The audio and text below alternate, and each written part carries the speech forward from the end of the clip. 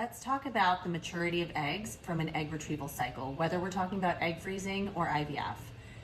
What is egg maturity? Why does it matter? And how can we improve upon it? So egg maturity are different stages of development that you can actually assess by looking at eggs under the microscope.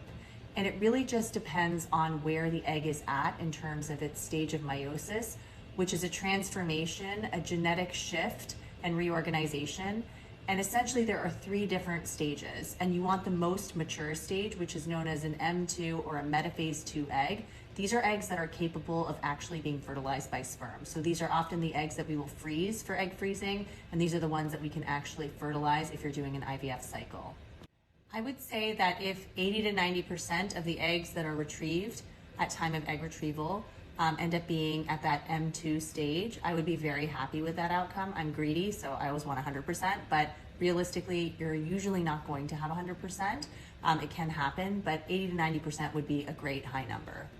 So if my patient ends up getting a lower than what I wanted maturity rate, let's say 30 to 50% were mature, there are certain strategies that I will take or consider in a subsequent cycle to improve upon that outcome. Keep in mind that these strategies are not a one-size-fits-all approach, and you need to talk to your doctor about your individualized case and what's right for you.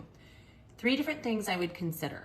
1 is priming. So you can use estrogen in the form of a patch or birth control pills for a very short course preceding the stimulation cycle to suppress the early rise of FSH coming from the pituitary gland and to prevent the early selection of dominant follicles that break away from the pack, leading to asynchronous follicular growth.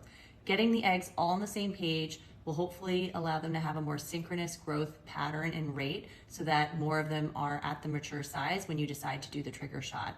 Speaking of the trigger shot, that brings me to point number 2. You may want to consider switching up your trigger, like increasing the amount of HCG that is given. A lot of times people take Lupron-only triggers or very low doses of HCG with Lupron, but if you increase the HCG, which is responsible for the final step of maturing the eggs, that could potentially help. Another thing is pushing an extra day if your stim will allow to do so safely. Pushing an extra day when the ovaries already look a little bit ready may help to coax along any of those medium to smaller size eggs that need a little bit more time.